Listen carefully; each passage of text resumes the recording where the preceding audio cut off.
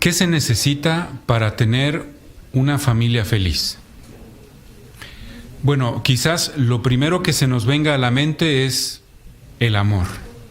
Se necesita amor para tener un matrimonio y una familia feliz.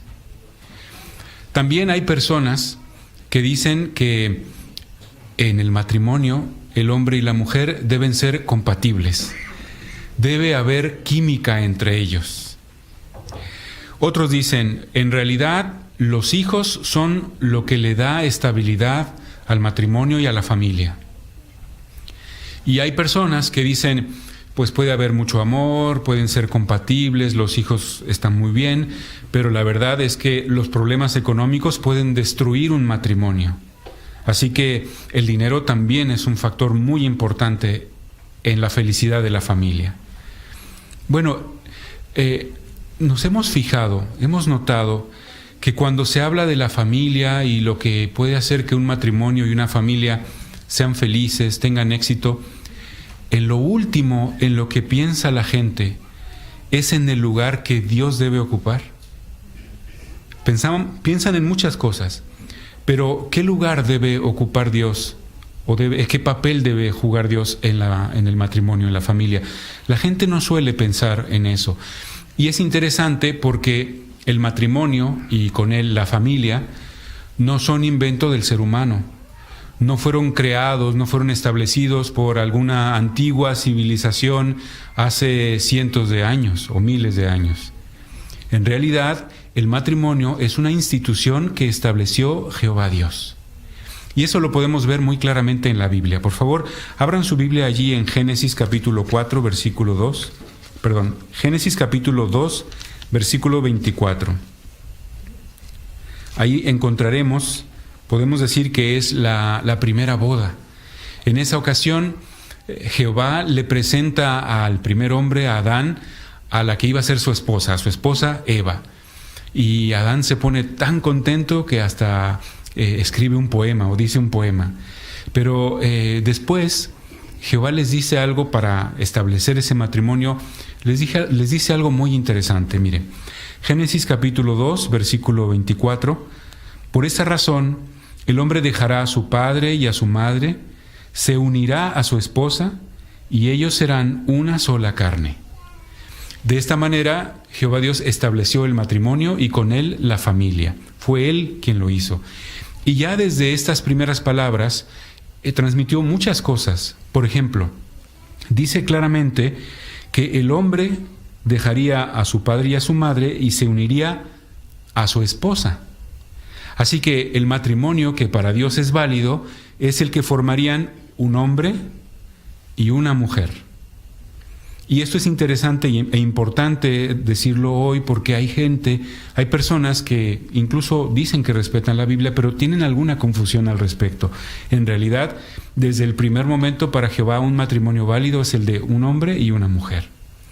Pero también podemos ver el alcance que tendría el matrimonio, hasta dónde quería Jehová que llegara esa relación.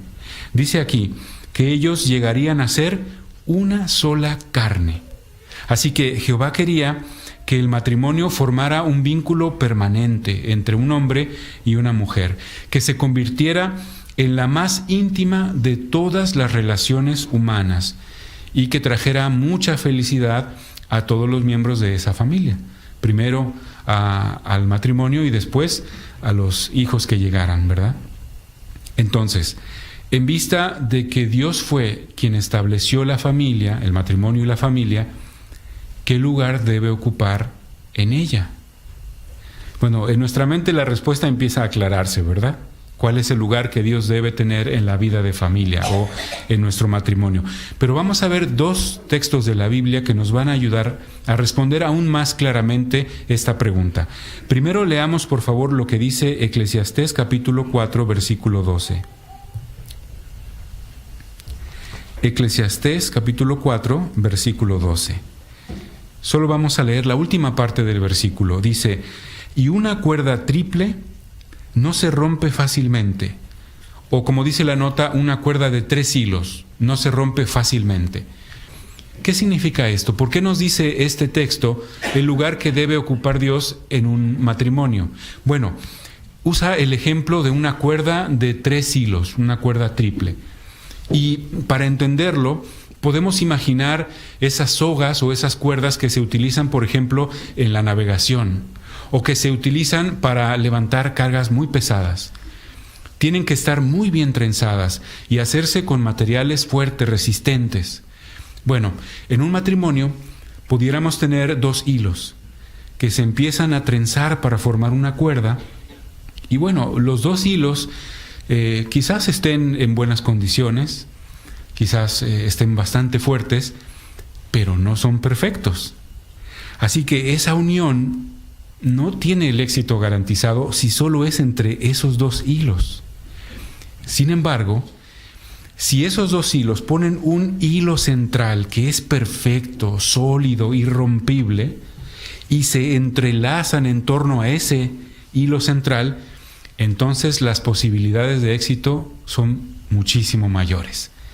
Y ese hilo central tiene que ser Jehová. Vamos a ver otro texto que nos va a ayudar a responder la pregunta: ¿qué lugar debe tener Dios en nuestra familia? Está en el Salmo capítulo 127 y vamos a leer la primera parte del versículo 1. Salmo 127, 1. Solo al principio dice: a menos que Jehová construya la casa, de nada sirve que los constructores trabajen duro en ella. Así que puede haber mucho amor, pueden ser muy compatibles, pueden tener hijos que sean obedientes y que les den estabilidad, pueden tener una situación económica más o menos cómoda, etc. Pero si no es Jehová quien construye esa casa, quien establece esa familia, el centro de la vida de esa familia, entonces el éxito no está garantizado. Y bueno, eso nos deja clara la respuesta.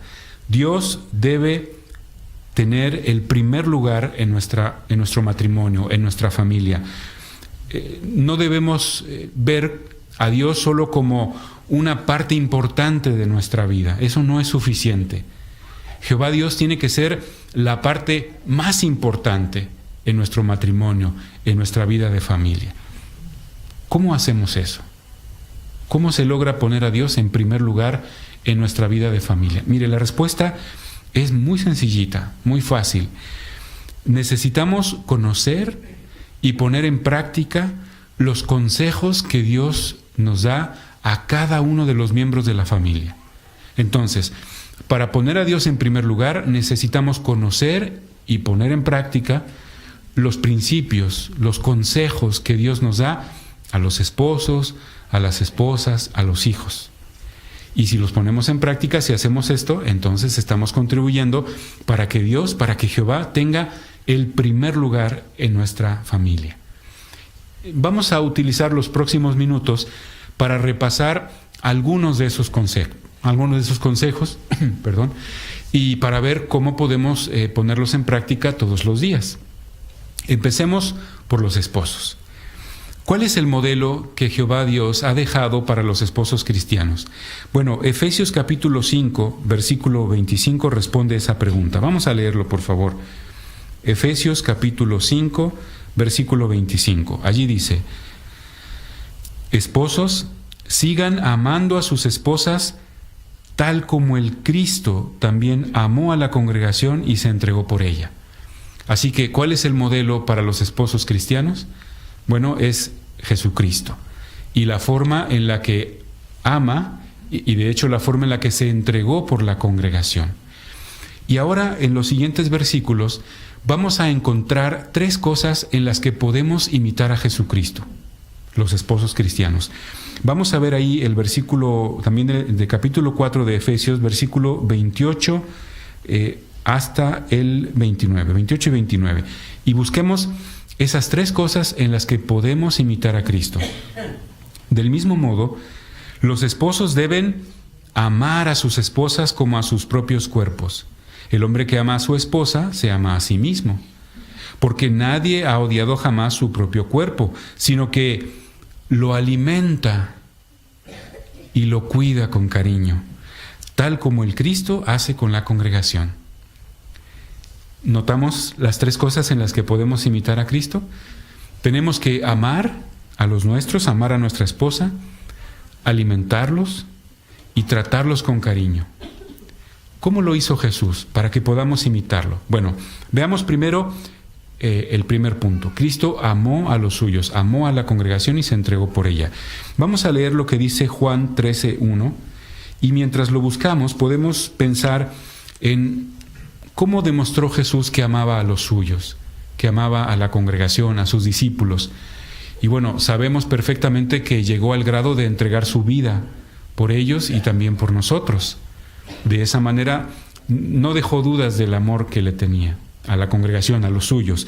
Mire, vamos a leer lo que dice Juan 13:1. Hacia el final del versículo dice: por eso, habiendo amado a los suyos que estaban en el mundo, los amó hasta el final. Entonces, queda claro que los amó hasta el final. Pero si volvemos a leer, vamos a tratar de encontrar un detalle más. Hagámonos esta pregunta. ¿Se esperó Jesús hasta el final de su vida para demostrarle a los suyos que los amaba?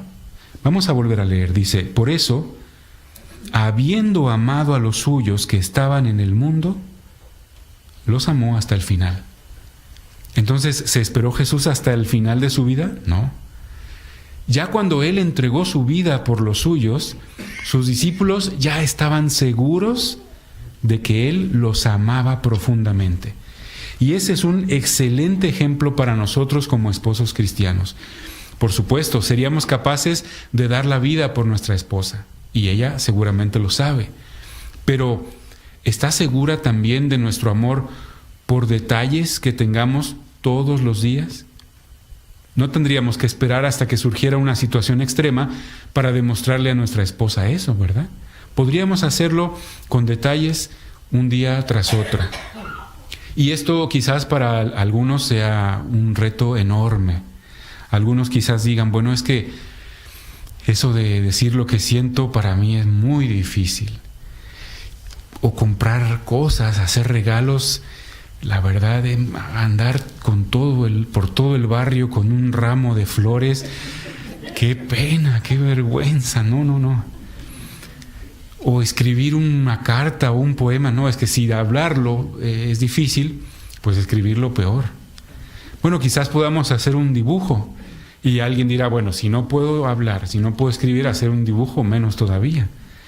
Bueno, tal vez podamos tomar una hoja de papel en blanco y hacer 2 rayitas verticales, paralelas así, y luego un semicírculo, así como una carita feliz, y poner TQM. Y ya, te quiero mucho, ¿no? Y ya. Bueno, es un ejemplo solamente. El mensaje es que con nuestra vida diaria tenemos que dejarle a nuestra esposa claro que la amamos todos los días y que también, como Cristo, seríamos capaces de entregar nuestra vida por ella. Vamos al segundo punto. Dijimos que Cristo alimenta a la congregación. De hecho, Él alimentó física y espiritualmente a los suyos. Lo hizo desde que estuvo en la tierra, en su ministerio. Hay muchos ejemplos que demuestran que atendió las necesidades físicas y también las espirituales de sus discípulos.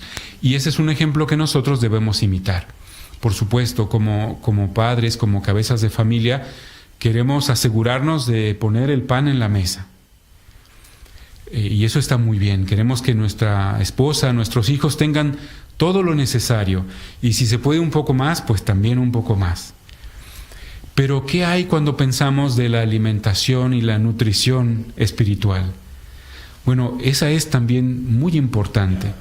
Sería un error procurar ser buenos proveedores en sentido físico y al hacerlo descuidar ser buenos proveedores en sentido espiritual.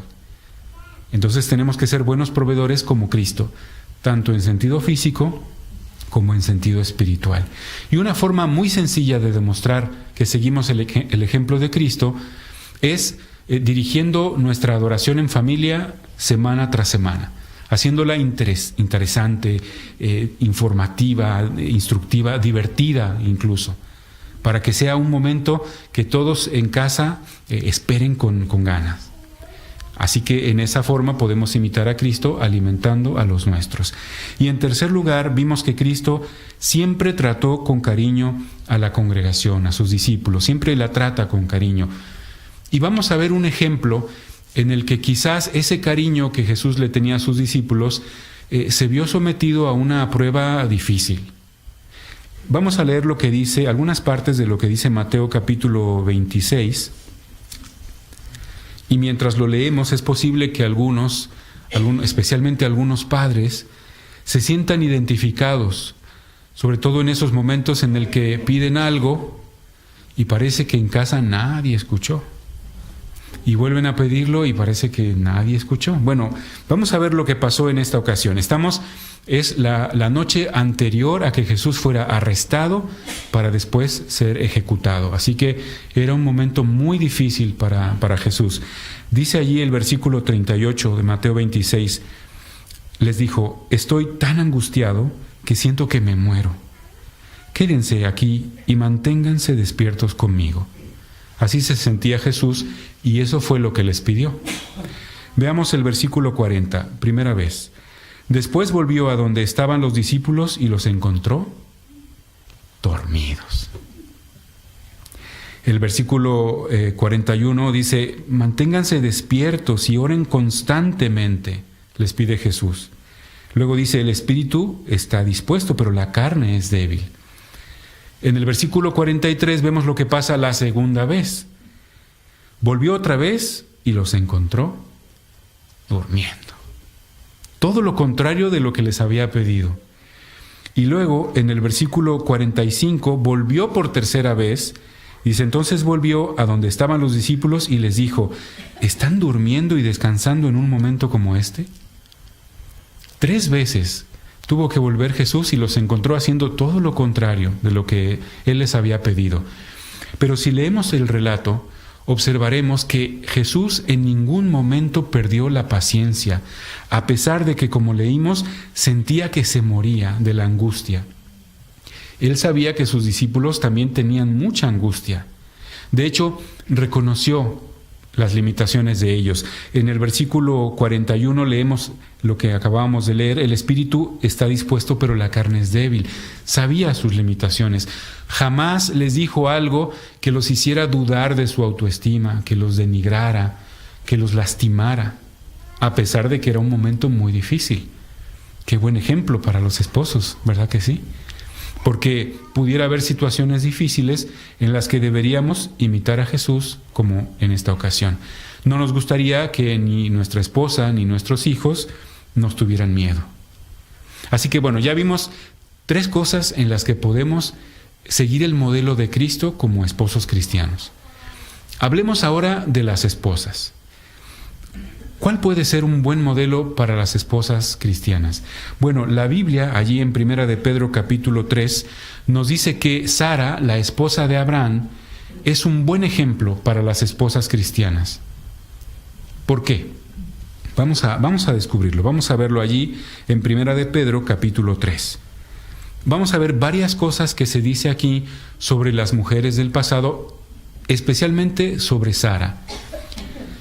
Dice 1 de Pedro 3:1 al principio: del mismo modo, esposas, estén en sujeción a sus esposos. Pasemos al versículo 3. Que su adorno no sean cosas externas, peinados trenzados, adornos de oro y ropa lujosa, sino que que su adorno sea la persona secreta del corazón, con el adorno incorruptible de un espíritu tranquilo y apacible, que es de gran valor a los ojos de Dios. Porque así, es decir, con esas cualidades, así se adornaban las mujeres santas del pasado, que ponían su esperanza en Dios, estando en sujeción a sus esposos, y ahora dice, tal como Sara obedecía a Abraham y lo llamaba Señor. Así que Sara hacía todo eso que acabamos de leer. Por eso es un buen ejemplo para las esposas cristianas. Después de lo que acabamos de leer, ¿cómo nos imaginamos a Sara?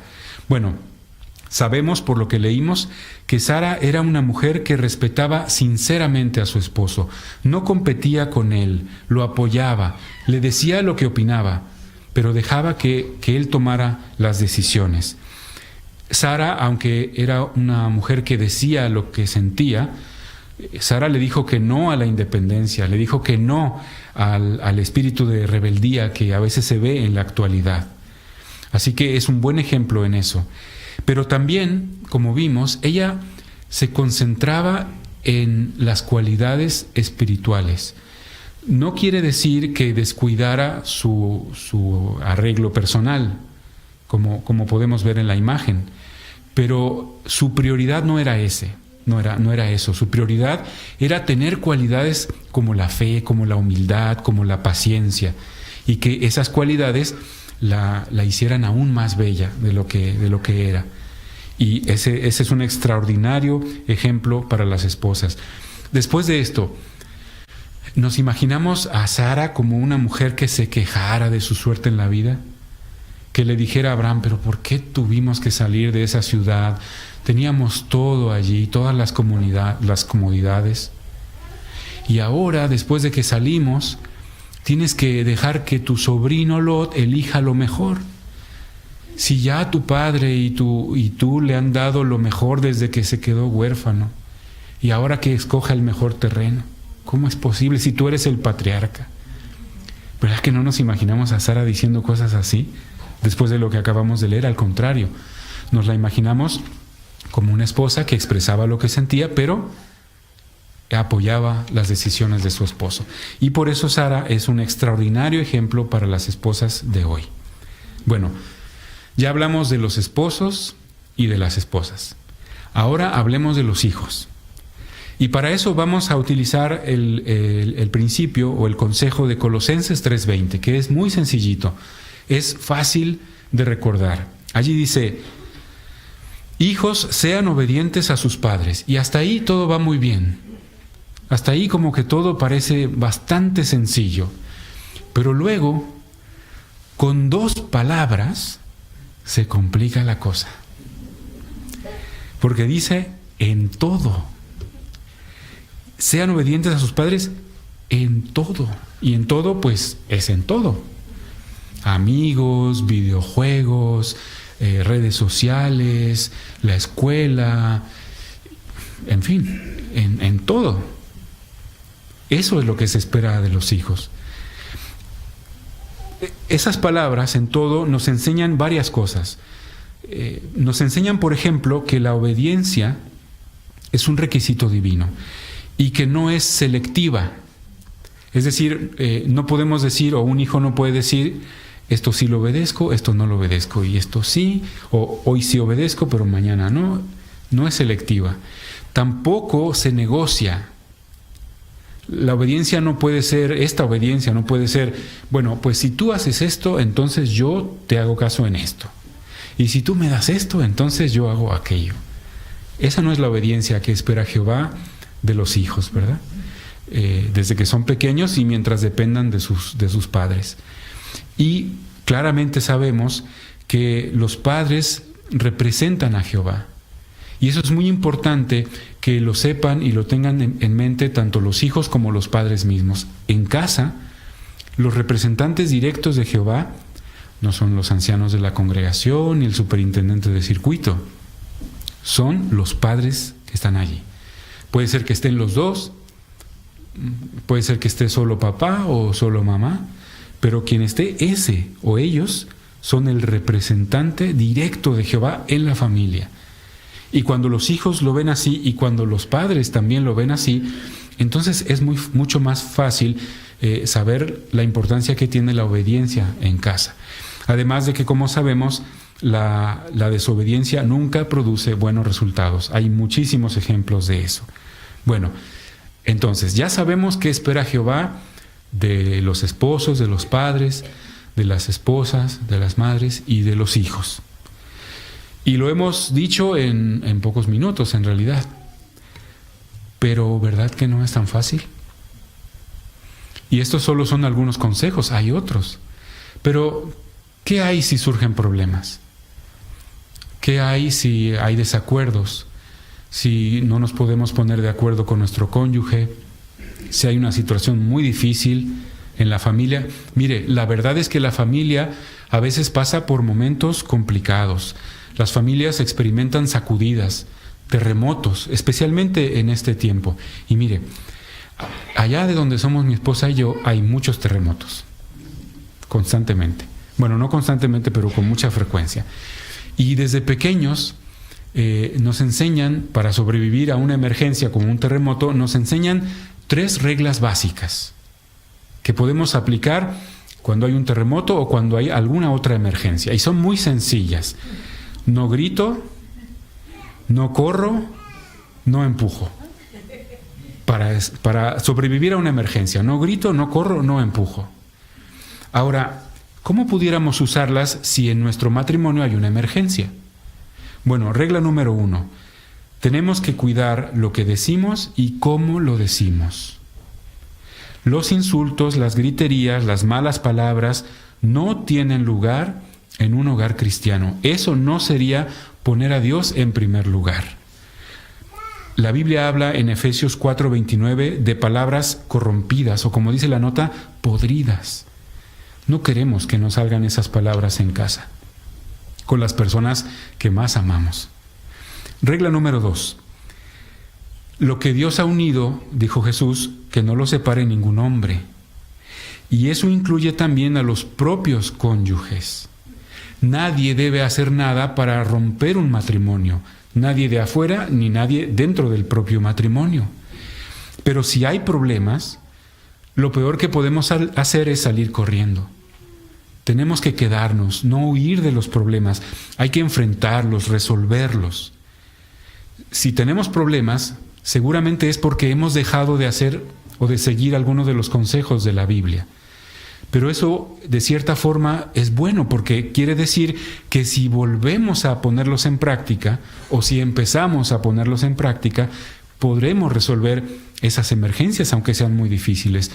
Y en el caso de que sintamos que las cosas se nos van de las manos, entonces tenemos que pedir ayuda. Pero tenemos que luchar para que perdure nuestro matrimonio.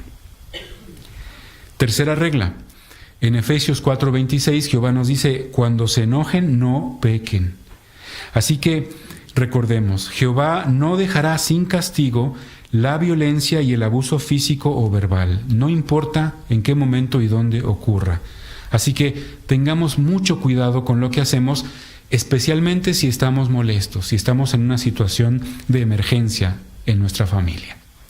Bueno, vamos a hacer un repaso de lo que hemos visto hasta este momento. Aprendimos primero que Jehová debe ser lo más importante, no algo importante, lo más importante en la familia. Aprendimos que el modelo para los esposos es Jesucristo. Aprendimos también que el modelo para las esposas es Sara y que se enfoquen en desarrollar cualidades espirituales. Y vamos a agregar 2 cosas más que podemos recordar. Primero, en un matrimonio, como en la familia, debemos estar dispuestos a perdonar. ¿Por qué? Bueno, simple y sencillamente porque somos imperfectos. En algún momento vamos a hacer algo o nos van a hacer algo que va a requerir de que perdonemos o nos perdonen. Por eso es tan importante este punto. Y número 5, es necesario mantener abiertas las líneas de comunicación entre nosotros, los miembros de la familia, y también con Jehová. Eso es muy importante para lograr que nuestra familia tenga mucho éxito. Así que no olvidemos todos los consejos que Jehová nos da y no olvidemos lo que le espera a nuestra familia. Vale la pena luchar por nuestro matrimonio, vale la pena por hacer que nuestra familia supere los obstáculos, los terremotos, las situaciones difíciles. Mire, es importante aprender a ver a los miembros de la familia como los ve Jehová. ¿Y cómo ve Jehová a los miembros de nuestra familia? Mire, ¿se acuerda cuando se enamoró de su esposa o de su esposo? Que usted la miraba y hasta los ojos se le hacían así como de forma de corazón. Y usted decía, es que es perfecta. O decía, es que es perfecto. Qué bonito predica. Y le decían, mira, pero que tiene este defecto. Sí, pero es que he aprendido a estudiar la Biblia y ama tanto a los hermanos. Y nos centrábamos en esas cosas bonitas, ¿verdad? Bueno, eso multiplíquelo por la máxima potencia. Y así es como nos ve Jehová. Así es como debemos ver a los miembros de nuestra familia. Y nos daremos cuenta entonces que vale la pena luchar por nuestra familia. Y si ponemos a Dios en primer lugar, entonces podremos vivir felices con nuestra familia durante muchísimos años.